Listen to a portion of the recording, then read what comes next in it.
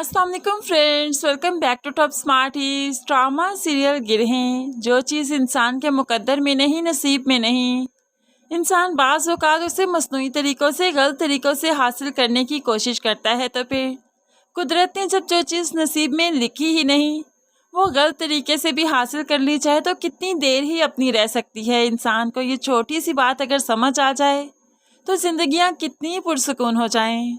अभी तक तो सुरैया बेगम को ये छोटी सी बात समझ ही नहीं आई, इसलिए तो अपने गलत अमल करती ही जा रही है।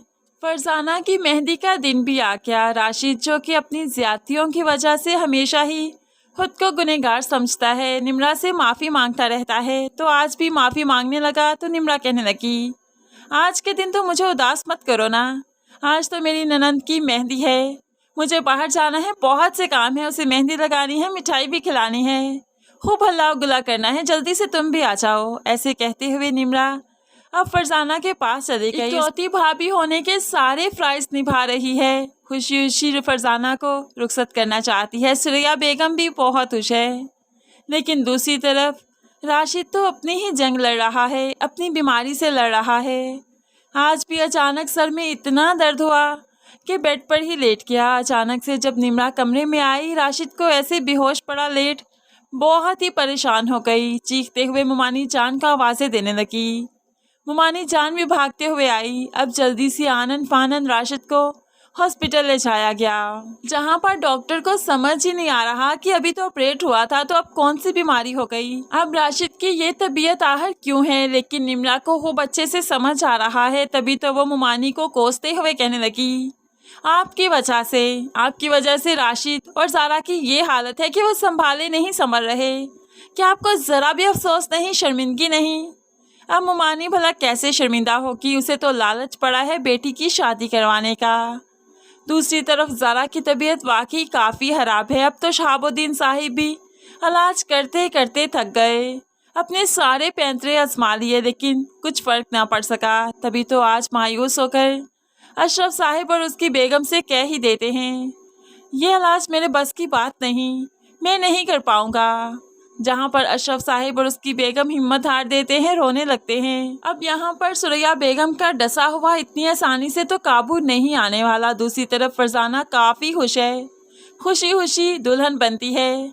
और फिर जब निम्रा फरजाना को देखने कमरे में आई तो खुशी से कहने लगी, भाभी जल्दी से अपने ड्राइवर को कॉल कीजिए ना, हमें हॉल में पहुँचना है।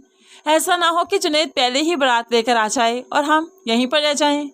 तो निम्रा भी कॉल करने के लिए ड्राइवर को यहाँ से चली ही जाती है। तो दूसरी तरफ जुनैद अपनी शेरवानी देखकर काफ़ी खुश है। आज उसकी भी तो मुराद पूरी हो रही है, फरजाना से शादी हो रही है। वो भी पॉलर जा रहा है तैयार होने के लिए, लेकिन रास्ते में ही उसकी गाड़ी का बुरी तरह से एक्सीडेंट हो जाता है, जिसके बाद वो हॉस्पिटल तक पहुंच जाता है। और डॉक्टर्स तो कोई उम्मीद भी नहीं दिलवा रहे कि उसकी जान भी बचेगी या नहीं। ये भी तो सुरैया बेगम का डसा हुआ है।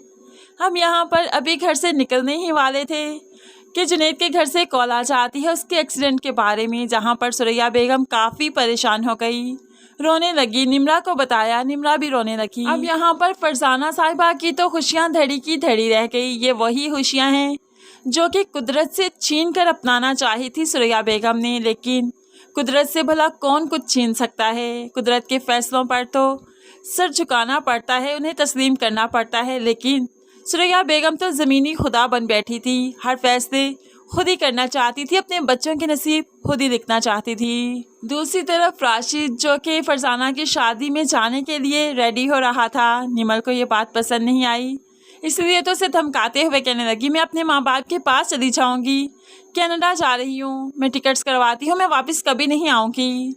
तो वजाहत को कोई भी फ़र्क नहीं पड़ा, ठीक है कब जाना है मुझे बता देना, इवन के टिकट्स मैं खुद करवा देता हूँ, जल्दी की करवाना। अब तो निमल सर पीट कर रह गई, लेकिन वो समझ चुकी है कि वजाहत के दिल में उसके लिए ज़रा भी जगह नहीं।